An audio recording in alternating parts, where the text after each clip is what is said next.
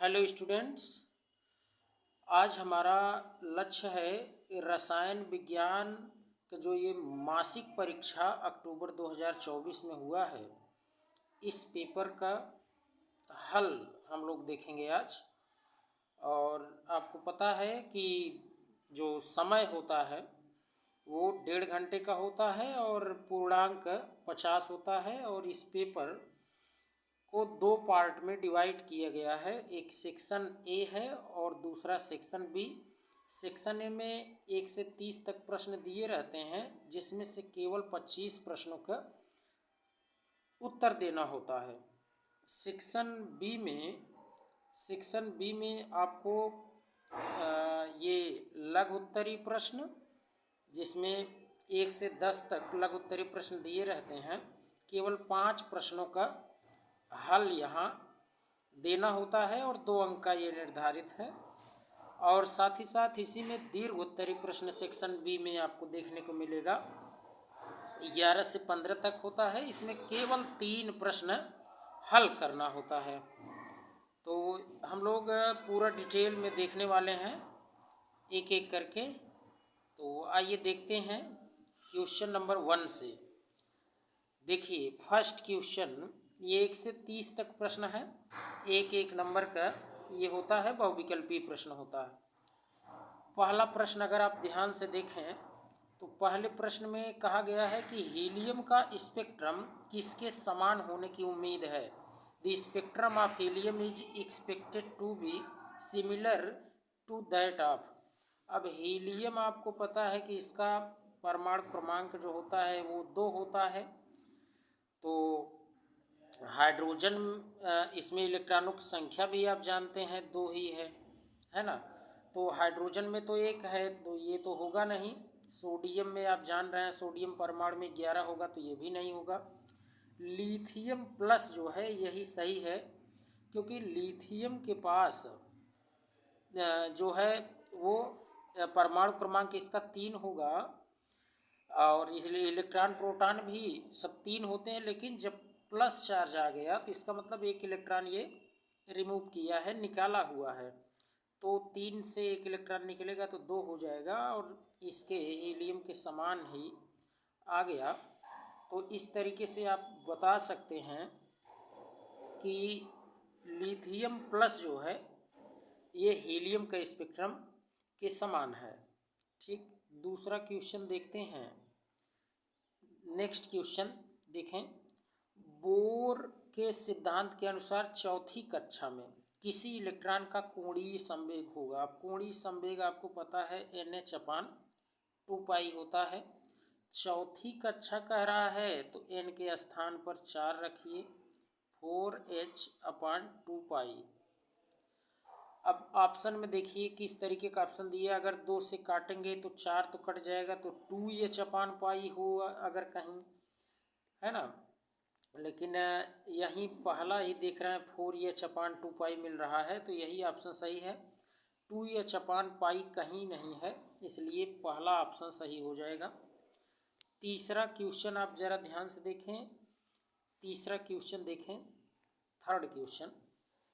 इसमें कहा गया है कि बोर का मॉडल वर्णन करता है। तो बोर का मॉडल तो हाइड्रोजन परमाणु के स्पेक्ट्रम का ही ये व्याख्या करता है, तो ऑप्शन ए सही होगा। नेक्स्ट क्वेश्चन आप चेक करें, चौथा। चुंबकीय क्वांटम संख्या किससे संबंधित है। चुंबकीय आप जानते हैं क्वांटम संख्या 4 होती है।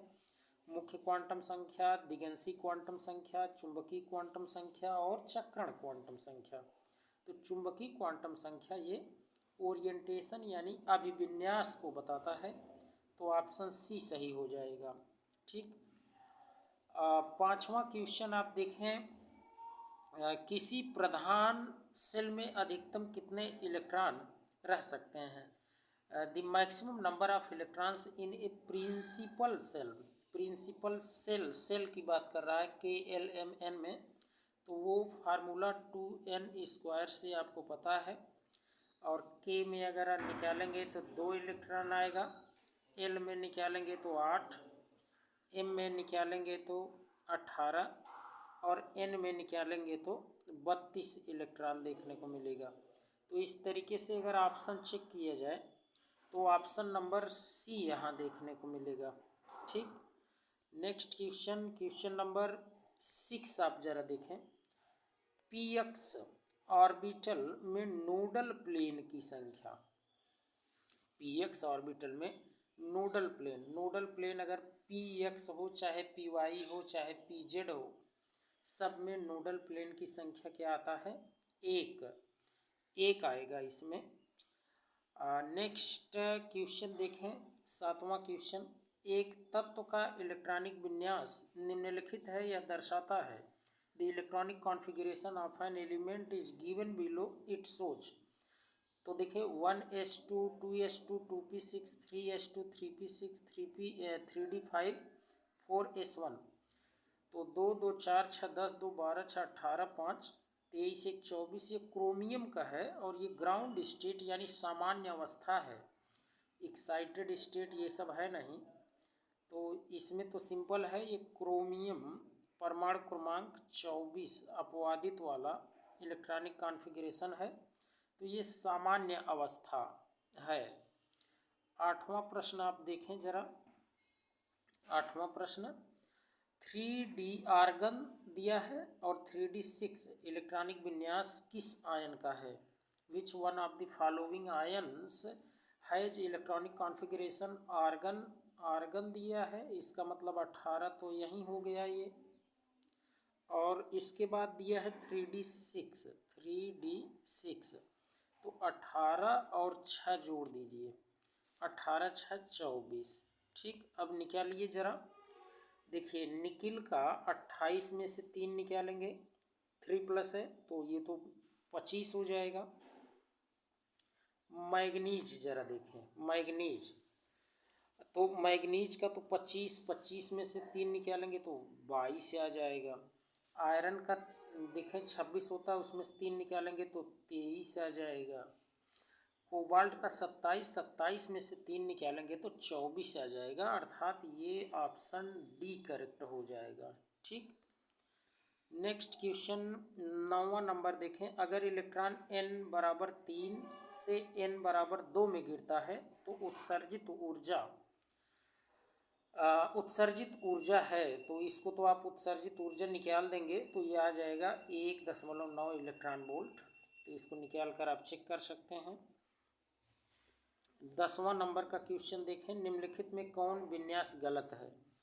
तो सिंपल है, इसको पकड़िए। एन आप जरा देखिए, N5 L3 5 है तो L3 हो सकता है क्योंकि 5F होता है, और ये M0 ये हो सकता है। देखें N3 और L अगर 2 है तो इसका मतलब D हो सकता है। M-3 कैसे हो सकता है? जब L के मान से बड़ा M का मान माइनस या प्लस में नहीं हो सकता। -2 हो सकता था, -2 -1 0 +1 +2 ये हो सकता था, तो ऑप्शन बी इसका यही विन्यास गलत है, अर्थात ऑप्शन बी ये ऑप्शन सही हो जाएगा। है तो गलत, लेकिन यही गलत पूछा है तो यही सही हो जाएगा। 11 नंबर का प्रश्न देखें। क्रोमियम का इलेक्ट्रॉनिक विन्यास अभी ऊपर ही मिला था, आप जान रहे हैं। तो इसमें देखें लास्ट में आप जानते हैं 3D5 और 4s1 आ जाएगा, तो ये बी ऑप्शन जो है ये क्रोमियम के इलेक्ट्रॉनिक विन्यास है। 12वां नंबर क्वेश्चन। निम्नलिखित में किस कक्षा का न्यूनतम ऊर्जा होता है? न्यूनतम ऊर्जा अकॉर्डिंग टू ऑफ बाउ अगर आप चेक करेंगे तो 1s फिर 2s फिर 2p फिर 3s फिर 3p के बाद 4s आता है, तब 3d आता है। तो अगर आप सब ऑप्शन देखें 3d ये तो बाद में आया है, 4p चेक करेंगे तो इसके बाद आएगा 4p, तो ये भी नहीं होगा। 4s आप जरा देखें, यहाँ पर मिल रहा है 4s, और 4f तो और बाद में आएगा, तो ऑप्शन सी इसका न्यूनतम ऊर्जा है। ठीक, 13 नंबर का प्रश्न जरा देखें। कितने ऑर्बिटल के लिए क्वांटम संख्या n बराबर 3, l बराबर 2 और m बराबर +2 संभव है? तो n3 l2 d हो जाएगा। और +2 देखिए इस तरीके से ऑर्बिटल पूछा है। अगर आप इसको देखिए d में 5 होते हैं, तो यहाँ पर अगर आप चेक करेंगे तो -2 फिर -2 -1 फिर 0 +1 +2, तो ऑर्बिटल तो एक ही है, तो केवल एक ऑर्बिटल के लिए ऐसा हो सकता है। ठीक, नेक्स्ट क्वेश्चन देखते हैं 14 नंबर का प्रश्न। l बराबर 3 n बराबर 4 हो तो इस सबसेल पूछ रहा है, इसमें अधिकतम इलेक्ट्रॉनों की संख्या कितनी होगी? n 4 है, 4 लिखिए, l 3 है, मतलब f के लिए होगा। तो इस 4f में 14 इलेक्ट्रॉन होते हैं, तो ऑप्शन ए इसका सही हो जाएगा। ठीक, ऑप्शन ए। 15 नंबर का प्रश्न, निम्नलिखित में से किस संक्रमण में न्यूनतम तरंगदैर्घ्य है? देखिए आप जानते हैं ये n1 n2 n3 n4 इस तरीके से होता है, तो नीचे वाले में यही न्यूनतम होगा। n4 से n1 में ये तो अधिकतम होने लगेगा। ठीक है, तो n2 से n1 में, n4 से n2 में ये भी तो n4 से अगर n2 में आएंगे तब भी ये थोड़ा सा हाईएस्ट रहेगा, निम्नतम एकदम लोवेस्ट नीचे साइड है। तो आप यहाँ कहेंगे n2 से n1 में। ठीक, आसान से क्वेश्चन है सारे। यहाँ 16 नंबर का प्रश्न, त्रय का नियम यानी कि the law of triads was enunciated by, तो इसको डोबरनियर का त्रिक नियम आप लोग पढ़े होंगे। डोबरनियर का त्रिक नियम तो डोबेराइनर ही है, इन्होंने दिया था। सीरियम एक सदस्य है, सीरियम F ब्लॉक का सदस्य आप जानते हैं। सीरियम, प्रेसियोडाइमियम, नियोडाइमियम, प्रोमेथियम, समैरियम, इस तरीके से लैंथेनाइड का तत्व है और पहला ही है, तो इस तरीके से आप डी ऑप्शन यहाँ लगाएंगे। 18 नंबर का प्रश्न आप देखें, आर्गन 3d2 और 4s2, आर्गन का 18 हो गया और डी में 2 और यस में 2, तो ये 4 18 4 आप देखेंगे तो 22 और 22 आएगा टाइटेनियम का। 22 किसका है? टाइटेनियम, और टाइटेनियम है डी ब्लॉक में। कहाँ है? डी ब्लॉक में, डी ब्लॉक का तत्व है। ठीक, 19 नंबर का क्वेश्चन आप जरा देखें, निम्न में सबसे बड़े परमाणु त्रिज्या वाले परमाणु हैं।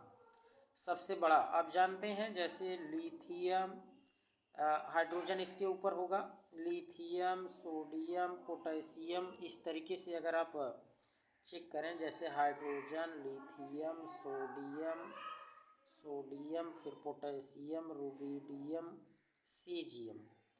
ठीक है, CS होगा, सीजियम। अब इसके बगल में आप आएंगे तो यहाँ देखने को मिलता है बेरिलियम, फिर मैग्नीशियम, फिर कैल्शियम, स्ट्रांसियम, फिर बेरियम, है ना, बेरियम। और ये कापर और लेड, तो ये कापर तो आपको डी ब्लॉक में मिलेगा, और लेड जो है ये आपको पी ब्लॉक में मिलेगा, तो वहाँ तो छोटे ही आकार होता है। तो आप जानते हैं लेफ्ट टू राइट जैसे जैसे जाएंगे तो आकार जो होता है वो क्या होता है, घटता जाता है इस तरीके से, है ना। तो सबसे बड़ा आकार यहाँ सीजियम का ही होगा, और ऊपर से नीचे भी आएंगे तो बढ़ता है, तो इस तरीके से सीजियम जो है, सीजियम, यही इसका ऑप्शन सही है 19 नंबर के प्रश्न का। ठीक, 20 नंबर का क्वेश्चन आप देखें जरा ध्यान से। 20 नंबर का क्वेश्चन, सबसे ज़्यादा आयनीकरण एंथैल्पी वाला तत्व है। अच्छा, ऑक्सीजन का 8 होता है, कार्बन का 6 होता है क्रमांक, और नाइट्रोजन का अगर आप चेक करेंगे तो 7 होगा, और बोरान का 5 होगा। तो इलेक्ट्रॉनिक विन्यास अगर करेंगे तो 1s2 2s2 1s2 2s2 और इसका 2p4। ठीक, और कार्बन का निकालेंगे तो 1s2 2s2 और 2p2। ठीक, 2p2 यहाँ आया है, यहाँ 2p4 आया है। इसमें निकालिए 1s2, 2s2 और 2p3, ठीक 2p3। इसमें निकालेंगे तो 1s2, 2s2 और 2p1 है ना। तो देखिए आप जानते हैं कि या तो फुल फिल्ड रहे या हाफ फिल्ड रहे तो ज़्यादा स्टेबल होता है। तो यहाँ P4 में देखिए ये तो ना तो हाफ फिल्ड है और ना फुल फिल्ड है। P में हर जगह चेक करें तो यहाँ हाफ फिल्ड नाइट्रोजन मिल रहा है। तो P6 के बाद यही स्टेबल होता है, या तो P में 6 रहे या P में 3 रहे, दूसरे नंबर का स्टेबल है। तो ये ऐसा किस में देखने को मिल रहा है? नाइट्रोजन में। तो इसकी आयनीकरण एंथैल्पी जो है वो सबसे ज़्यादा होगी।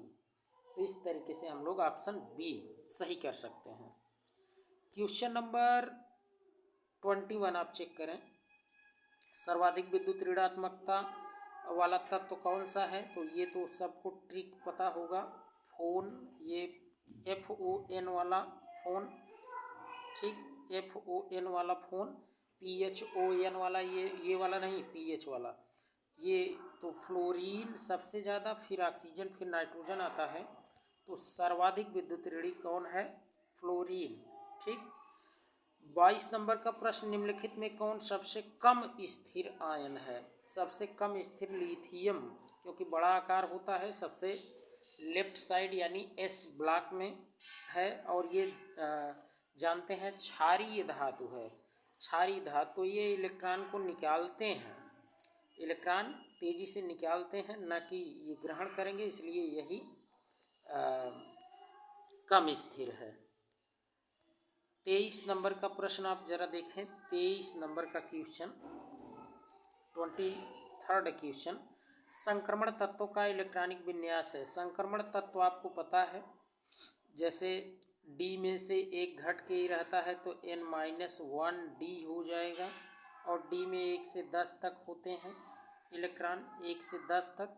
और NS आप जानते हैं, जैसे पैलेडियम में 0 भी हो सकता है, तो 0, और क्रोमियम में 1 भी हो सकता है ना। होता ही है, हो सकता है क्या, क्रोमियम हुआ, कापर हुआ, और जैसे जिंक या स्कैंडियम ये सब हुए तो 2 होता है। तो इस तरीके से ये ऑप्शन आप चेक करें तो आपको डी में देखने को मिल रहा है।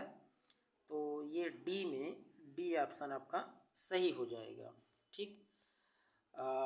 नेक्स्ट क्वेश्चन देखें 24 नंबर। अगर n बराबर 6 हो तो इलेक्ट्रॉन को भरने का सही क्रम क्या होगा? तो n बराबर 6 मतलब NS दिया है तो 6S हम लिख दें, अगर क्या लिखें 6S लिख दें। और n-2 यानी 6 में से 2 गए 4, आप 4F लिख दें।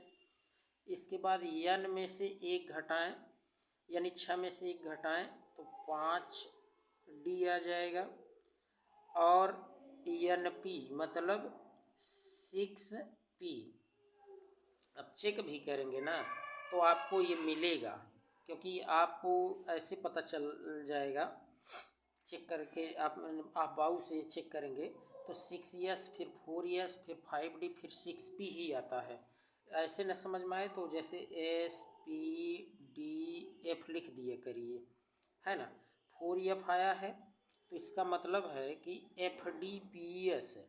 देखिए FDPS एक ट्रिक आपको बताए थे, ट्रिकी वीडियोज़ में जा कर के आप वहाँ से चेक कर सकते हैं, हमने वीडियो ऑलरेडी डाला हुआ है, वहाँ आप जाके देख सकते हैं इसको। तो इसका ऑप्शन ए ही सही हो जाएगा, ठीक। 25 नंबर का क्वेश्चन देखते हैं। कुल कितने तत्व हैं? बहुत आसान सा प्रश्न है। 118 तत्व हैं अब तक ज्ञात कुल तत्व। 26 परमाणविक और आयनिक त्रिज्या को किससे दर्शाया जाता है? तो ये आसान सा प्रश्न एंगस्ट्राम में दर्शाते हैं, एंगस्ट्राम में। 27 नंबर का क्वेश्चन देखते हैं। निम्नलिखित में किसका सबसे ज़्यादा विद्युतीय ऋणात्मकता है? तो सबसे ज़्यादा विद्युत ऋणात्मक कौन होता है? फ्लोरीन, अभी देखे थे। सबसे विद्युत धनात्मक तत्व ये सीजियम हो जाएगा। सीजियम ही है यहाँ। सीजियम के नीचे फ्रेंसियम होता है, वो ऑप्शन में है नहीं, तो सीजियम ही हो जाएगा। सबसे बड़ा आकार भी है यहाँ जितना दिया गया है। और आप 29 नंबर का प्रश्न देखें, हाइड्रोजन की इलेक्ट्रॉन बंधुता के लिए निम्नलिखित में से कौन सा सही है। तो आपको पता है सबसे इलेक्ट्रॉन बंधुता यहाँ पूछा है, इलेक्ट्रॉन एफिनिटी है ना, इलेक्ट्रोनेगेटिविटी नहीं। तो सबसे ज़्यादा इलेक्ट्रॉन बंधुता क्लोरीन की होती है, उसके बाद आयोडीन की होती है, उसके बाद तब नंबर आएगा फ्लोरीन का, और इसके बाद तब नंबर आएगा ब्रोमीन का। ठीक है, इस ऑप्शन के हिसाब से देखें, ब्रोमीन इसमें दिया है, ब्रोमीन ज़्यादा है फ्लोरीन से, ब्रोमीन ज़्यादा है फ्लोरीन से, नहीं, बात गलत है, तो ये नहीं होगा। फ्लोरीन ज़्यादा है क्लोरीन से, फ्लोरीन ज़्यादा है क्लोरीन से, देख रहे हैं क्लोरीन ज़्यादा होता है फ्लोरीन से, तो ये गलत। अब इसमें देखिए दिया है ब्रोमीन कम है क्लोरीन से, ब्रोमीन कम है क्लोरीन से, एकदम बात सही आ गई है, यहीं पर सही है। और यहाँ दिया फ्लोरीन ज़्यादा होता है आयोडीन से, फ्लोरीन ज़्यादा होता है आयोडीन से, नहीं, आयोडीन ज़्यादा होता है फ्लोरीन से, तो ये भी गलत। तो आपका ऑप्शन सी इसमें सही होगा। कौन सा ऑप्शन? सी। ठीक, नेक्स्ट क्वेश्चन देखते हैं 30 नंबर, निम्नलिखित में सबसे न्यूनतम आकार किसका है। तो ऐसे क्वेश्चन हल करने के लिए सबसे पहले तो आप निकाला करिए इलेक्ट्रॉन प्रोटॉन। प्रोटॉन अगर आप निकालेंगे और इलेक्ट्रॉन निकालेंगे, ठीक है, निकालिए, देखिए कितना आसान होता है। इसमें 11 प्रोटॉन है और 11 में से एक गया है तो 10 बचेगा इलेक्ट्रॉन। इसमें आप मैग्नीशियम में प्रोटॉन 12 होता है, इलेक्ट्रॉन 12 में से 2 चला गया तभी तो 2 प्लस आया, तो 10 इलेक्ट्रॉन। एल्युमिनियम का 13 प्रोटॉन होगा, इलेक्ट्रॉन 10 है। और यहाँ फास्फोरस का 15 प्रोटॉन होगा और इलेक्ट्रॉन 10 होगा, क्योंकि 5 निकला है। अब खुद दिमाग लगाइए, 11 अगर प्रोटॉन 10 को खींचे, 11 लोग 10 को ज़्यादा खींच पाएंगे, 15 लोग 15 10 को खींच पाएंगे। तो सिंपल सी बात है, 15 प्रोटॉन 10 इलेक्ट्रॉन को आसानी से, यानी यह ज़्यादा कह सकते हैं, ज़्यादा खींचेंगे, तो आकार जब ज़्यादा खींचेंगे तो घट जाएगा, तो न्यूनतम आकार किसका हो जाएगा? ठीक, इसी डी वाले का, तो ऑप्शन डी इसका सही हो जाएगा, है ना। तो इस तरीके से। अच्छा, यहाँ देखें अब सेक्शन बी में, यदि आप नए हैं तो चैनल को ज़रूर सब्सक्राइब कर दीजिएगा। ठीक, देखते हैं फर्स्ट क्वेश्चन, निम्नलिखित आयनों का इलेक्ट्रॉनिक विन्यास लिखना है। या हाइड्रोजन एक इलेक्ट्रॉन ले लिया, एक था एक और ले लिया, तो 1s2 हो जाएगा। सोडियम एक इलेक्ट्रॉन निकाल चुका है, खुद सोचिए, एक निकाल दिया तो 10 तक करना है, यानी 1s2, 2s2, 2p6 और 3s1 था, लेकिन अब उसमें से निकल गया, 0 लिख सकते हैं। ठीक, अच्छा, सी वाला जो ऑप्शन सी वाला जो ये क्वेश्चन देख रहे हैं, ये O पर 2- होगा। ठीक है, नीचे O2 पर माइनस नहीं, O पर 2- आपको करना है, ध्यान देना है। तो ऑक्सीजन अगर 2 इलेक्ट्रॉन लेगा 10 का बनेगा, यानी 1s2, 2s2 और 2p6, तो इस तरीके से ये हो जाएगा। नेक्स्ट देखते हैं, ये फ्लोरीन एक इलेक्ट्रॉन ले लिया तो 9 1 10 हो गया, इसका भी वही 1s2, 2s2, 2s2, 2p6 हो जाएगा। ठीक, तो इस तरीके से ये आप हल कर सकते हैं। अच्छा, नेक्स्ट क्वेश्चन देखें, उत्सर्जन तथा अवशोषण स्पेक्ट्रा से आपका क्या आशय है। तो इसको आपको आइए डिटेल में दिखाते हैं। हाँ, तो देखिए यहाँ आपको देखने को मिल रहा होगा उत्सर्जन स्पेक्ट्रा क्या है ना। उत्सर्जन स्पेक्ट्रा क्या है?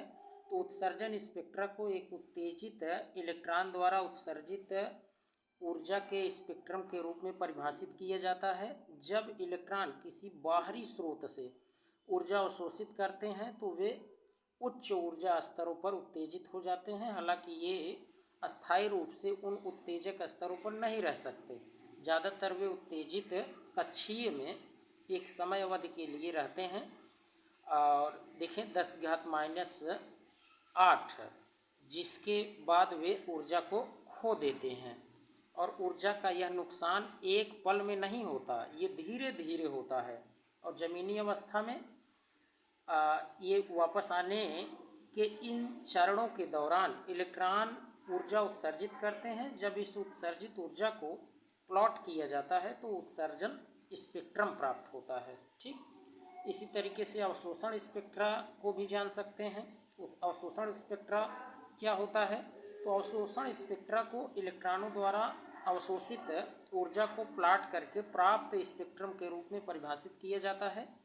जब इलेक्ट्रॉन ऊर्जा की एक विस्तृत बैंडविड्थ, एक उसका बैंड होता है, उसके संपर्क में आता है तो ऊर्जा की केवल कुछ विशिष्ट तरंग दैर्घ्य को ही ये अवशोषित करता है और बाकी को ये क्या करता है?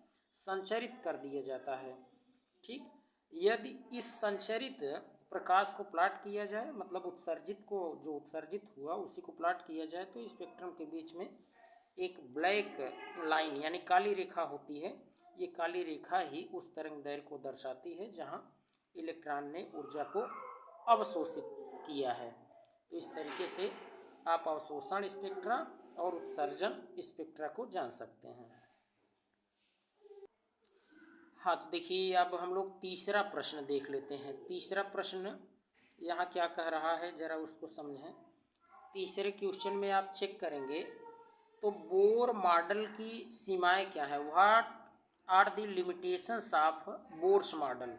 बोर मॉडल की कमियां यहाँ पूछ रहा है। तो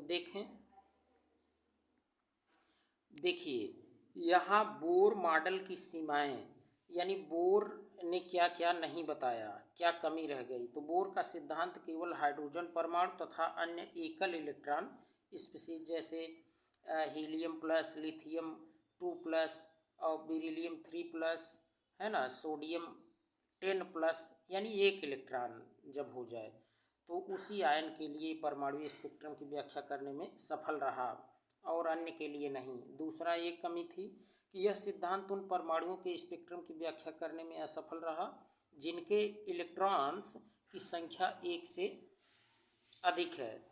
उन परमाणुओं के स्पेक्ट्रम की व्याख्या करने में असफल रहा, मतलब नहीं बता पाया जिनमें एक से अधिक इलेक्ट्रॉन थे। और इस सिद्धांत के अनुसार जब इलेक्ट्रॉन दो ऊर्जा स्तरों के मध्य संक्रमण करता है तो केवल एक स्पेक्ट्रमी रेखा प्राप्त होती है। अच्छा, एक ही स्पेक्ट्रमी रेखा प्राप्त होनी चाहिए, लेकिन यह एक रेखा कई सूक्ष्म रेखाओं में बटी हुई है। अतः यह सिद्धांत सूक्ष्म रेखाओं को समझाने में असफल रहा। और इसके अलावा ये कमी थी कि रेखीय स्पेक्ट्रम के निर्माण के समय जब विकिरणें उत्सर्जित करता हुआ स्रोत विद्युत या चुंबकीय क्षेत्र में रख दिया जाता है तो प्रत्येक स्पेक्ट्रमी रेखा बहुत सी रेखाओं में बढ़ जाती हैं और इसी प्रभाव को क्रमशः स्टार्क प्रभाव और जीमान प्रभाव कहते हैं। ठीक, ये जानते रहिए स्टार्क प्रभाव और जीमान प्रभाव क्या है। तो रेखीय स्पेक्ट्रम के निर्माण के समय विकिरणें उत्सर्जित करता हुआ स्रोत विद्युत या चुंबकीय क्षेत्र में जब रखा जाता है तो प्रत्येक स्पेक्ट्रमी रेखा बहुत सी रेखाओं में बढ़ जाती है। तो ध्यान दीजिएगा, बोर का सिद्धांत इन प्रभाव को समझाने में असफल रहा। इसके अलावा यह सिद्धांत परमाणुओं के संयोग से बनने वाले अणुओं की आकृति को भी समझाने में असफल रहा। और लास्ट जरा देखें, परमाणु में उपस्थित इलेक्ट्रॉन एवं वृत्ताकार पथ का अनुसरण करता है, वह उसकी ऊर्जा निश्चित होती है, लेकिन डी ब्रागली तथा हाइजेनबर्ग के अनुसार इलेक्ट्रॉन का पथ निश्चित नहीं होता बल्कि अनुमानित प्रकृति का होता है। यह भी निश्चित नहीं होता कि इलेक्ट्रॉन वहाँ तरंग की भांति व्यवहार कर रहा है या कण की भांति, तो इसको भी ये एक्सप्लेन नहीं कर पाए। देखिए आप यहाँ पर नेक्स्ट क्वेश्चन है, हाइजेनबर्ग का अनिश्चितता सिद्धांत क्या है? तो हाइजेनबर्ग का अनिश्चितता सिद्धांत आपको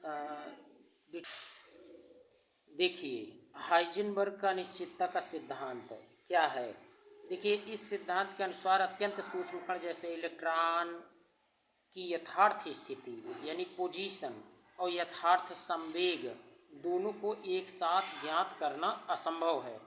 ये आप लोग जानते ही होंगे, delta x into delta p is greater or equal to H upon 4 pi, है ना।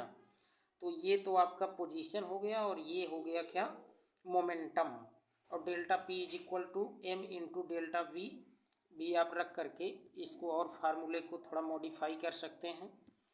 तो अतः किसी क्षण इलेक्ट्रॉन की स्थिति जितनी अधिक परिशुद्धता के साथ ज्ञात की जाएगी तो उसके संवेग को ज्ञात करने में परिशुद्धता उतनी ही कम होगी। परिशुद्धता मतलब शुद्धता, 100% शुद्ध आप कह सकते हैं, है ना, विशुद्ध कह सकते हैं। इस सिद्धांत के अनुसार कण की स्थिति में अनिश्चितता यानी डेल्टा एक्स में ये उसका इसको हम लोग क्या कहते हैं, स्थिति में अनिश्चितता, और संवेग में अनिश्चितता को डेल्टा पी से लिखते हैं। इसका गुणनफल हमेशा स्थिर रहता है, ये एच अपान 4 पाई के बराबर होगा या उससे अधिक होता है। तो यही अभी हमने आपको बताया जस्ट। और यहाँ कोई पूछे कि एच क्या है, तो एच जो है वो प्लांक नियतांक है। डेल्टा एक्स कण की स्थिति में अनिश्चितता, डेल्टा पी कण के संवेग में अनिश्चितता है, डेल्टा पी बराबर एम इंटू डेल्टा वी होता है। तो इस तरीके से भी फार्मूले को आप मॉडिफाई कर सकते हैं और इससे न्यूमेरिकल भी सॉल्व कर सकते हैं। ठीक,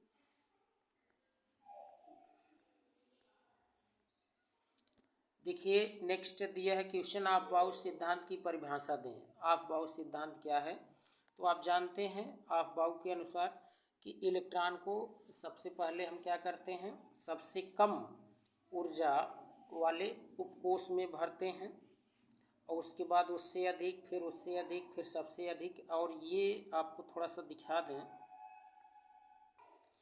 देखिए यहाँ पर ऑफबाउ रूल्स। तो ऑफबाउ एक जर्मन शब्द है, इसका अर्थ होता है निर्माण होना। इसका तात्पर्य है कक्षकों के इलेक्ट्रॉनों द्वारा भरते हुए कक्षकों का निर्माण करना।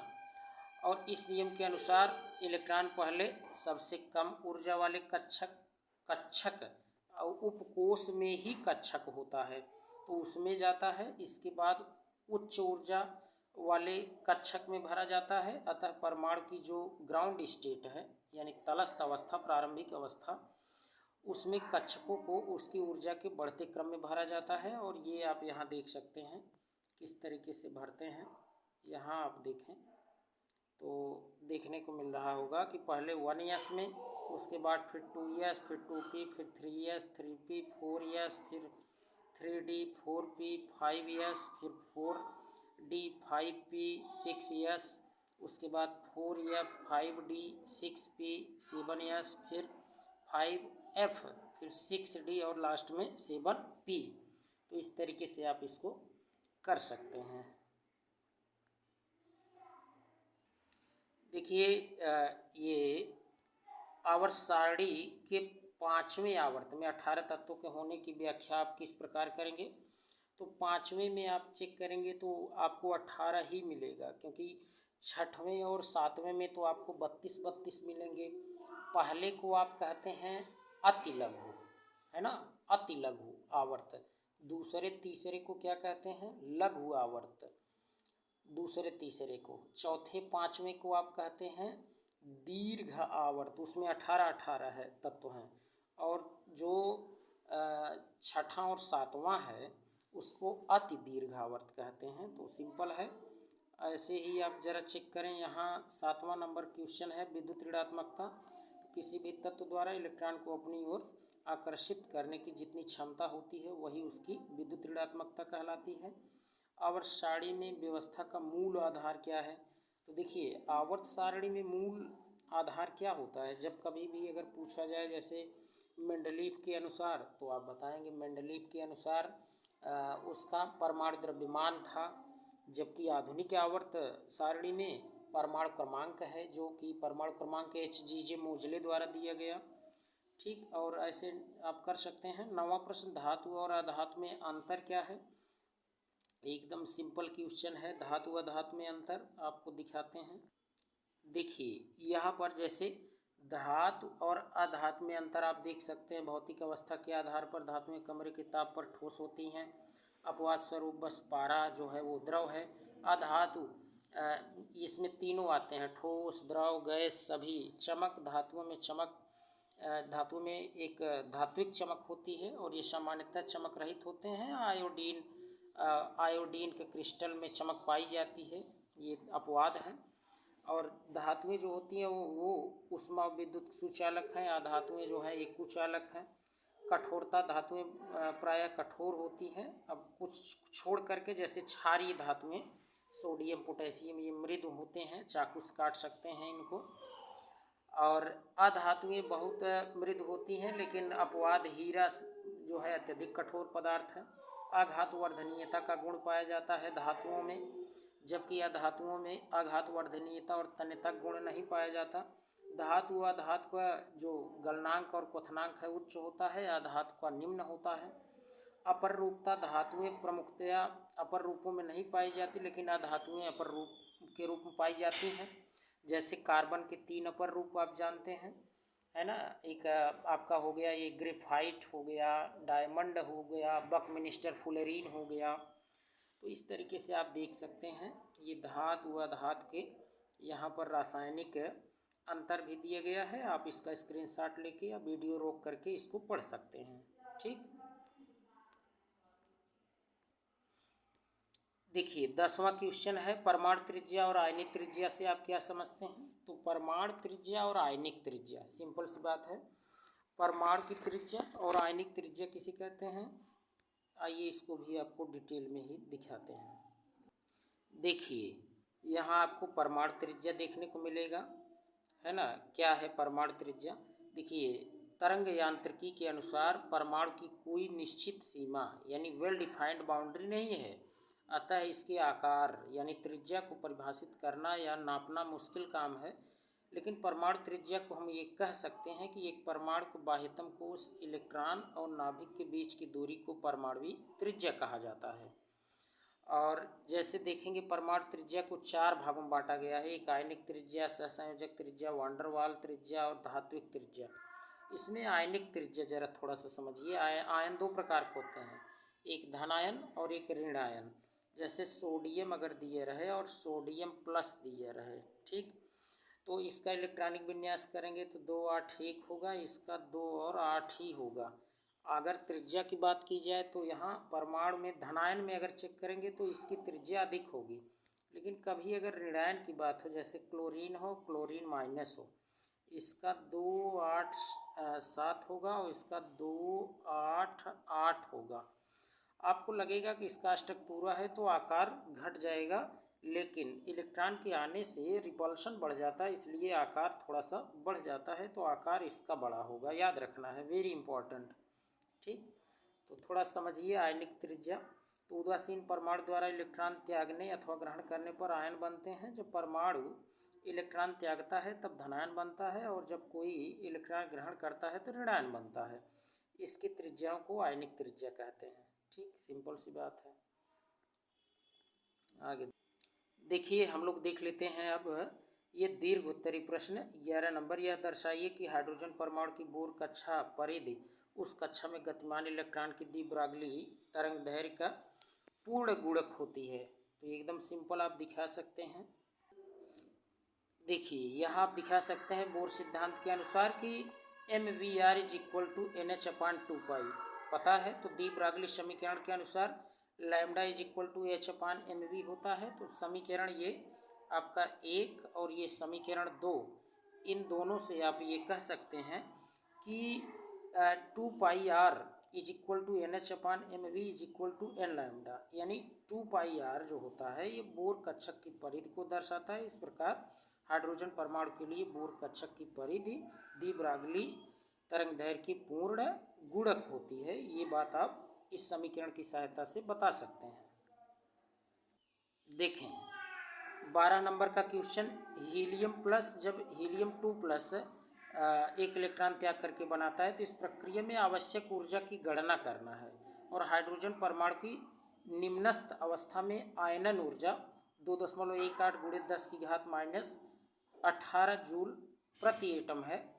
तो इसमें आपको आवश्यक ऊर्जा गणना करना है। तो देखिए सिंपल इसको हल किया गया है। देखें यहाँ आपको देखने को मिल रहा होगा, जरा ध्यान से देखें कि ये परमाणु के लिए पहली बात तो जो तलस्थ अवस्था यानी कि ग्राउंड स्टेट होता है उसके लिए ऊर्जा ये है, इसका फार्मूला ऑलरेडी यहाँ पर ये वैल्यू दिया भी है, तो जेड हीलियम के लिए 2 ही होगा, तो आवश्यक ऊर्जा को हम लोग यहाँ लिख देंगे आवश्यक ऊर्जा और गुणे जेड स्क्वायर। तो आवश्यक ऊर्जा ऑलरेडी दी गई है और जेड स्क्वायर यानी 2 का स्क्वायर गुणा करेंगे तो 8.72 गुणे 10⁻18 जूल प्रति एटम आ जाएगा। तो सिंपल है, हल कर सकते हैं आसानी से। देखिए यहाँ 13 नंबर का प्रश्न, SPD संकेतन के प्रयोग द्वारा निम्नलिखित क्वांटम संख्याओं वाले कक्षकों को बताना है। तो आसान है, पहले में तो आप कक्षक बता सकते हैं ऐसे, n अगर 1 है तो 1 लिखिए, s अगर l 0 है तो s 1s हो गया, ये आपका कक्षक इसमें पता चल जाएगा, एक ही होता ही है। और इसमें अगर आप चेक करें n 3 है तो 3 लिखें और l 1 है तो इसका मतलब p है, और इसमें 3 कक्षक होते हैं, इसमें 3 कक्षक होंगे, कौन कौन से, px होगा, py होगा और pz होगा, है ना। तो इस तरीके से कक्षक बता सकते हैं। अच्छा, ऑप्शन सी में आप जरा ध्यान दें, तो n 4 है तो 4 लिख दीजिए, l 2 है तो d लिख दीजिए, और इसमें कक्षक कितने हैं, 5 आपको पता है ना, 5 होंगे। आप ऐसे बना के भी दिखा सकते हैं इस तरीके से, dxy dyz dz dzx ds x² y² d Z square, ठीक इस तरीके से 5 कक्षक होते हैं, बना लेंगे। और इसमें आप चेक करेंगे तो n 4 है तो 4 लिखिए, l 3 के लिए f होता है, और इसमें कितने होंगे, 7 कक्षक होते हैं, कितने कक्षक, 7।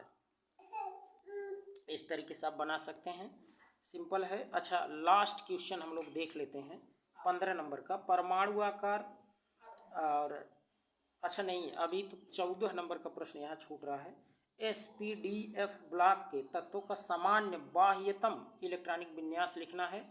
तो देखिए आसान है, देखिए यहाँ पर आपको बाह्यतम इलेक्ट्रॉनिक विन्यास देखने को मिल रहा होगा। S के लिए NS1 से 2 इलेक्ट्रॉन रह सकता है S में, P में NS2 ये तो फिक्स है, और P में 1 से 6 तक तो NP 1 2 6 रह सकता है, D में N-1 D 1 से लेकर के ये 10 तक।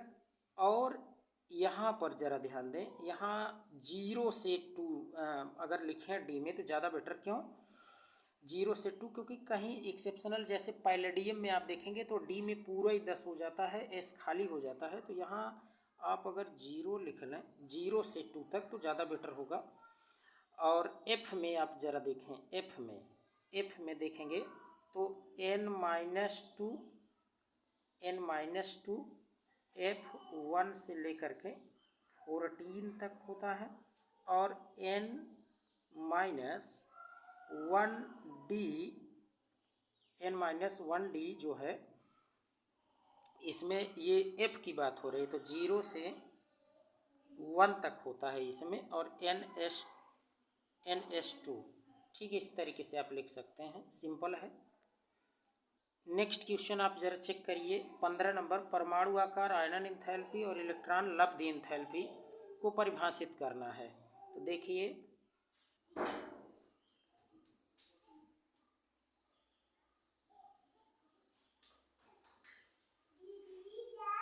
देखिए यहाँ आयनन एंथैल्पी की बात हो रही है, तो आयनन एंथैल्पी जो है ये होता क्या है, तो किसी परमाणु की गैसीय अवस्था में उपस्थित बाह्यतम इलेक्ट्रॉन को निकालने के लिए जो ऊर्जा की आवश्यकता होती है, इसी ऊर्जा को ही हम आयनन ऊर्जा या आयनन विभव या आयनन एंथैल्पी कहते हैं।